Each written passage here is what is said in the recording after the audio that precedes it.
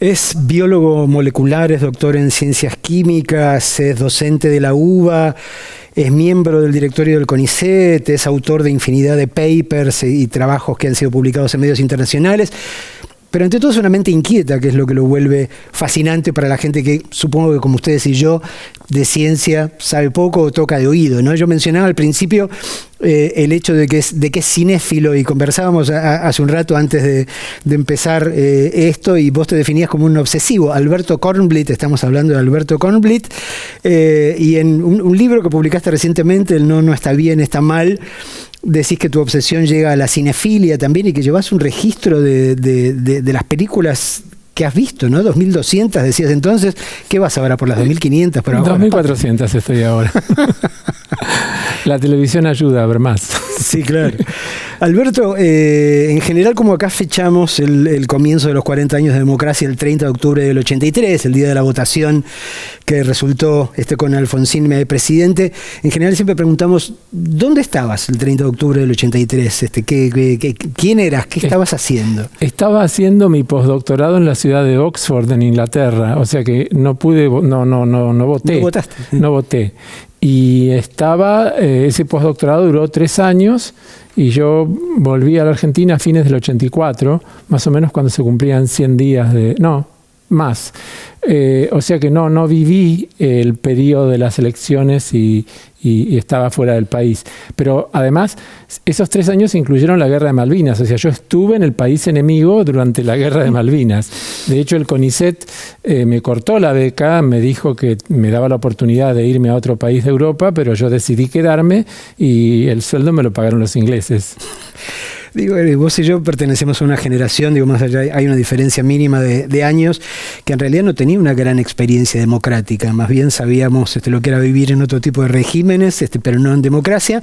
En todo caso, vos tenías la experiencia de vivir en otro país extranjero, ¿no? Digo, ¿cuáles eran tus expectativas con respecto a esta democracia en particular, al retorno de la democracia en Argentina? Para mí lo más importante es que se fuera la dictadura asesina. O sea, toda mi infancia yo estaba acostumbrado a los golpes de Estado, a dictaduras que eran más o menos dictablandas, donde había represión, persecución, cárcel e incluso asesinatos, pero nunca una dictadura asesina como la de Videla. Entonces lo que yo esperaba, como gran parte de la sociedad, es que eso se terminara. ¿Y cómo fue la Argentina que descubriste a tu regreso en el 84? Fue una Argentina de muchísima excitación política y cultural, una Argentina de renacimiento. Y en el ámbito de la ciencia estaba de secretario de Ciencia y Técnica Manuel Sadowski, que era un matemático muy conocido. O sea que había un ámbito también, un entusiasmo por la democratización de las estructuras de ciencia que habían sido durante la dictadura e incluso antes bastante prebendarias. Lo que pasa es que no había mucha plata, o sea, teníamos todo el entusiasmo de volver a nuestro país y hacer ciencia en nuestro país, pero en ese periodo, en el periodo de Alfonsín, no había muchos fondos, comparado con lo que pasó en otros gobiernos después. Es difícil establecer una relación directa entre la ciencia y el poder, porque a uno le encantaría decir que lógicamente la ciencia se desarrolla mejor en democracia, pero hemos tenido experiencias durante el siglo pasado que dejaban muy en claro que durante gobiernos autocráticos o directamente dictatoriales se invertía mucho en ciencia, porque eso genera poder, así como hemos conocido democracias nuestras o gobiernos nuestros en los cuales más bien se combatía la investigación científica, ¿no? Digo, ¿podrías trazar una especie de línea de cómo fue la relación entre nuestra democracia a partir del 83 y la ciencia y el desarrollo de la ciencia argentina? Sí, claramente hay voy a ponerlo en estos términos. Siempre nosotros y los que pensamos igual decimos que la ciencia y tecnología debe ser una política de Estado. Pero yo aclaro a eso que hay gobiernos a cuales no les interesa el Estado. Entonces, claramente hay una correlación entre el proyecto político de un gobierno que menosprecia al Estado, menosprecia la generación de conocimiento en nuestro país, tanto a nivel intelectual como a nivel pragmático, porque consideran que podemos adquirir directamente los bienes y servicios ya elaborados fuera del país. Y entonces esos gobiernos que los hemos tenido fundamentalmente en el periodo del macrismo, ajustan, achican el sistema científico y a veces borran medidas virtuosas, como fue que en los gobiernos de Cristina y de Néstor se apoyó muchísimo a la ciencia, y en el gobierno de Cristina se generó un nuevo ministerio, el Ministerio de Ciencia y Técnica, y aquí cuando viene el macrismo lo cierra. Entonces son también pasos simbólicos. Yo creo que uno puede trazar los periodos positivos en la ciencia argentina asociados a gobiernos que están más ligados a lo nacional y popular, que tienen que ver con la generación de propio conocimiento que pueda ser transferido a la industria, por ejemplo, como valor agregado, y los periodos más negros son los periodos donde hay gobiernos que atacan al Estado y se desentienden del papel importantísimo del Estado. Vos mencionabas a Macri, pero yo recuerdo durante el menemismo, en la era en la que Domingo Cavallo, que es el ídolo de algún aspirante a la presidencia en este momento, más bien combatía esto. Y recuerdo en el 94 fue cuando Cavallo mandó a una científica, a una investigadora del CONICET, Susana Torrado, a lavar los platos, ¿no? Exactamente, eso fue una boutade, como se dice en francés, un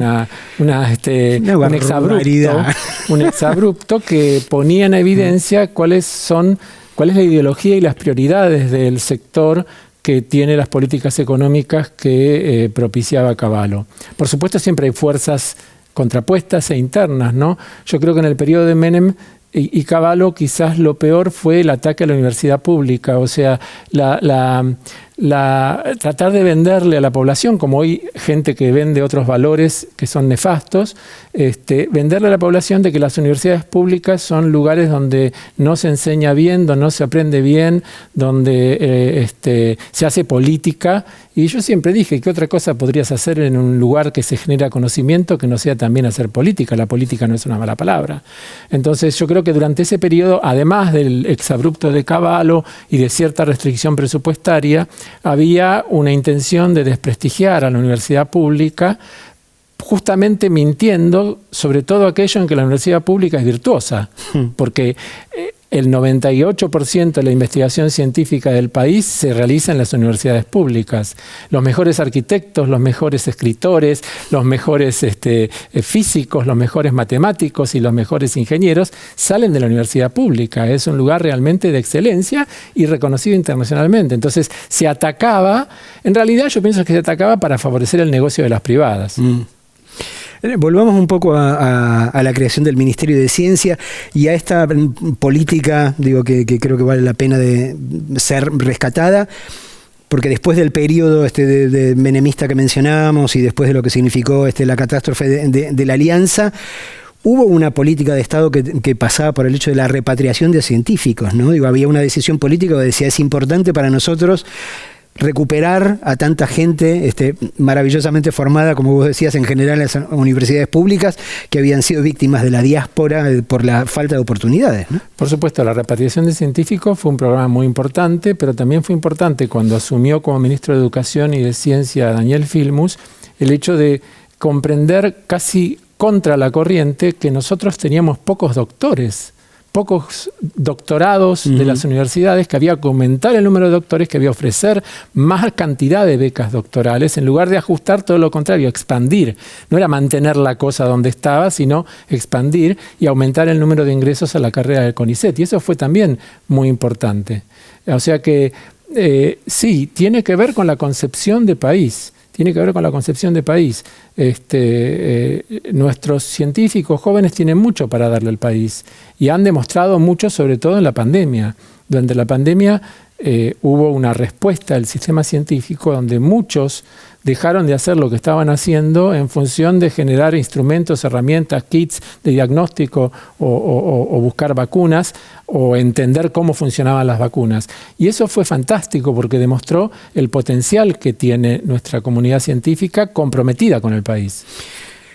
¿Cómo fue la experiencia? ¿Tu experiencia de atravesar la pandemia? Porque nos pasó a todos, pero siendo un científico, las amistades te atormentarían muchísimo tratando de buscar algún tipo de confirmación de algo, ¿no? A ver, cuando se hizo la primera cuarentena, o sea, el cierre, el instituto que yo dirigía se cerró solo permitíamos entrar a personas que tenían que cuidar sistemas de animales, plantas o sistemas biológicos que había no que podían sostener.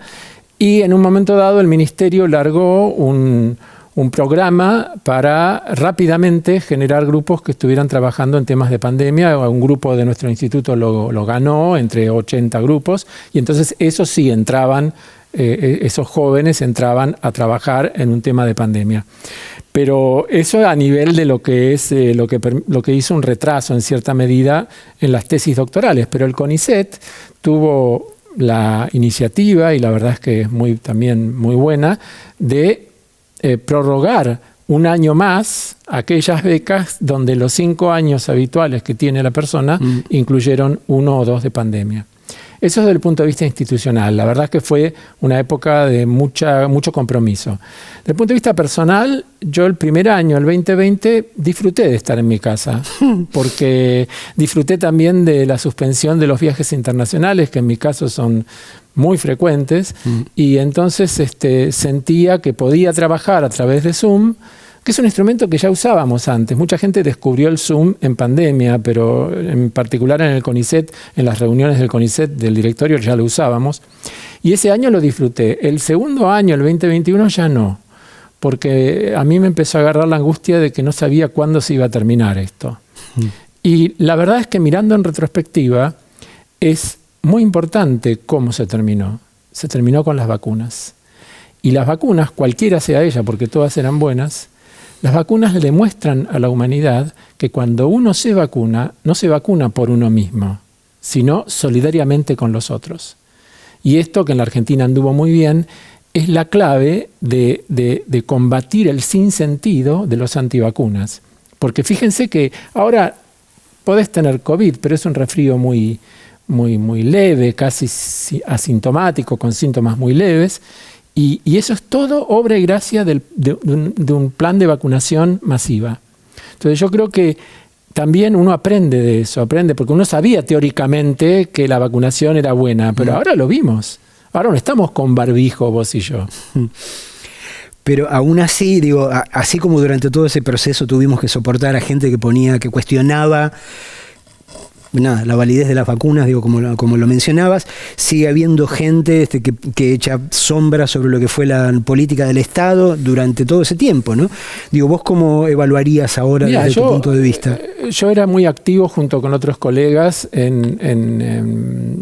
digamos, hasta incluso criticar algunas de las faltas de medidas restrictivas. Yo estaba y sigo estando en la vía de que el Estado tenía que hacer mucha restricción en la circulación y mucho testeo y en todo caso, si había lucro cesante, si había gente que no podía trabajar, poner todos los recursos del Estado, que los puso y aún más para mitigar esa situación.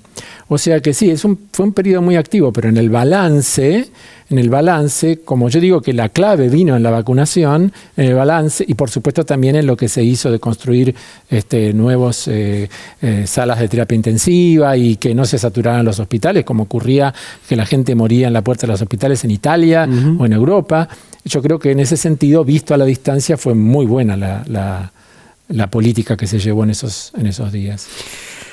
Así como en ese momento había que soportar a gente que hablaba de infectadura, que cuestionaba la validez. Vos me llevás a un tema que lamentablemente no puedo dejar de decir, es que el vale todo en las afirmaciones que salen está de alguna manera fogueado también por la inmediatez de las redes sociales. O sea, las redes sociales obviamente son un instrumento que puede ser muy bueno, pero cuando se hacen afirmaciones que no están sustentadas, que no están comprobadas, que corren como reguero de pólvora y se toman como válidas, se está negando las bases del razonamiento lógico, del razonamiento, si vos querés, científico. No es la única manera de pensar la científica, pero uno en una afirmación tiene que tener algún sustento, ¿no? Cuando Carrió dice, nos quieren inyectar veneno, obviamente es una provocación, pero es irresponsable y eso cunde por las redes sociales. Entonces yo creo que va de la mano, en nuestra época, el hecho de la fake news, la afirmación irresponsable con la fiebre que hay de transmitir todo en la inmediatez por las redes sociales. Pero obviamente hay una intencionalidad detrás de todo esto. ¿En algún momento imaginaste que ibas a vivir en una época donde se iban a negar principios absolutamente elementales de la ciencia como ahora? No, yo no imaginé que podía llegar a eso, ni aquí ni en otras partes del mundo. Es decir, uno sabe que hay ciertos lugares, por ejemplo, de Estados Unidos, donde se critica la teoría de la evolución por llamarla una teoría más, y entonces se la quiere poner al mismo nivel epistémico, al mismo nivel de conocimiento que la teoría del diseño inteligente, que es que a los seres humanos un relojero, un ser superior, nos dio la inteligencia. Pero ahí es fácil de combatirlo porque la teoría de la evolución se llama teoría, pero en realidad no es una teoría, es un corpus muy grande de evidencias que no han sido refutadas, mientras que el diseño inteligente no se puede poner a prueba, o sea, hay que aceptarlo como un dogma, entonces es fácil ahí. Ahora, con el tema de las barbaridades respecto de las vacunas, se hacen afirmaciones como, por ejemplo, que las vacunas causan autismo. Y eso fue un trabajo, un paper, que era fraude científico, y que se demostró que había sido un fraude científico de los autores, que lamentablemente en la ciencia también ocurre. Y sin embargo, se afirma algo que se demostró que era un fraude científico como si fuera una verdad. Y bueno, tiene que ver con el tema de la posverdad, ¿no? Era de terraplanismos. El terraplanismo, sí. En general uno tiende, aunque más no sea, por aferrarse al cliché, a pensar en el científico, los científicos, como una tarea muy de laboratorio, muy de puertas adentro, pero muy claramente también hay una tarea de divulgación que forma parte, ¿no?, de la labor esencial del científico. Sí, hay dos cosas que ya que vamos por ese lado. Uno es la docencia sobre todo de grado, que yo ni bien volví de Inglaterra y en el año 84, 85, adopté como una especie de militancia, pero no militancia para bajar línea de mi pensamiento de izquierda, militancia para entusiasmar a aprender a pensar.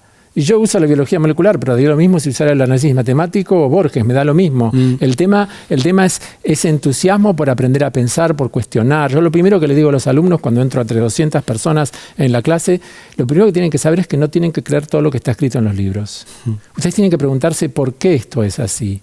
¿Es esto una afirmación comprobada o es esto una hipótesis loca no comprobada? Bueno, la docencia masiva es un hecho fundamental que se asocia a la generación del conocimiento del científico. Y después está la divulgación profesional, que en nuestro país ha tenido grandes hitos, en particular en este canal, con científicos de Industria Argentina, Adrián Paenza, con Alterados por Pi, pero también en los grandes medios, en los diarios, Nora Bar en La Nación, y ahora está en el Destape. En el Destape. Es una periodista que es muy inquieta, muy sabia y que ha jugado un papel muy importante en la divulgación de lo que se hace en nuestro país. Así que creo que sí, la divulgación ojalá tuviera, yo creo que la debe tener porque me parece que en las encuestas los científicos están bastante altos en la valoración del pueblo. Lo que no sé es si esa valoración les va a dar lo suficiente como para contrarrestar políticas de ajuste que puedan venir si gana un gobierno de derecha. Porque había una contradicción, votar a alguien de derecha que quiere eliminar el Estado y pensar que la ciencia, la tecnología, la salud, los médicos son una parte sana o buena de la población. En 2018 participaste de los debates en el Congreso cuando se estaba tratando la ley de interrupción voluntaria del embarazo. Fue ahí donde pronunciaste esa frase que se popularizó y que de hecho terminaste usando como título de tu libro, no está bien, está mal. Te preguntaría, por un lado, te pediría que explicases en qué contexto dijiste esa frase y cuál fue tu experiencia al participar de semejante evento histórico, sin duda alguna. Bien. Yo ya había dado mi explicación en diputados, y en diputados el clima era mucho más democrático, tanto de la oposición como a favor. O sea, en ese momento la oposición sería en contra del gobierno de Macri y a favor. Fue un clima de respeto y democrático. En senadores fue todo lo contrario, era la Inquisición. Era como si fuera yo lo asocié a la Comisión de Actividades Antinorteamericanas de Estados Unidos cuando se perseguía a los actores y actrices. Y la Casa de Brujas. La Casa de Brujas se les obligaba a decir si eran miembros o no del Partido Comunista Norteamericano. ¿Por qué? Porque había un grupo de senadores y senadoras que estaban atosigando a quienes exponían para tratar de culparlos de que sus intereses eran, no sé, comercializar con los embriones o con los fetos que se producirían por los abortos. Y fue muy largo, duró como 5 horas. Cuando me tocó a mí, yo sabía que iba a haber algún tipo de ataque, porque ya había visto el ataque que hicieron contra Nelly Minchersky, que es una abogada especialista en familia, que es una de las líderes del movimiento por la interrupción voluntaria del embarazo. Pero bueno, cuando me tocó a mí, yo di mi speech, todo bien, parece que causó buena impresión, después por lo que me enteré, y una senadora pone en mí cosas que yo no dije, pone en mi boca, repite como si yo hubiera dicho, por ejemplo, que estaba a favor de la eugenesia o que estaba a favor de terminar el embarazo de las personas que pudieran nacer con síndrome de Down. Entonces, claro, cuando ella dice eso, yo no puedo admitir que alguien ponga en mi boca cosas que no dije. Entonces le dije, no, yo no hablé de síndrome de Down y yo hablé de una enfermedad incurable. Entonces yo le dije, ¿usted piensa que el síndrome de Down es una enfermedad incurable? Entonces dice, bueno, no sé, no soy médica. Bueno, está bien. Le digo, no está bien, está mal. Porque hay que poner un límite. Hay que poner un límite y yo, bueno, lo que jamás imaginé es que eso podría convertirse en un meme o en algo que yo no busqué ni me interesa. Y si bien sé lo que son los memes, porque soy biólogo y en la evolución se habla de memes cuando se habla de la transmisión no genética sino cultural, no tenía ni idea cómo eran los memes como ya dije antes, no soy muy amante de las redes sociales. Entonces no imaginaba que iba a tener esa repercusión, no lo imaginaba, y todavía me pasa que me encuentro con gente joven que no fue alumna mía, que no me conoce personalmente y se me acerca para agradecerme. Y me produce mucha emoción, porque hay gente que no tanto por el no está bien, está mal, sino por la exposición y por poner un límite en un momento dado, que no todo vale, ¿no? Alberto Kornblit, una alegría conocerte y un honor recibirte acá para conversar con nosotros. ¿Puedo decir que para mí también es una alegría conocerte? No me pongo colorado porque soy negro, pero sí, ya está, ya lo dijiste. Muchísimas gracias. Gracias a vos.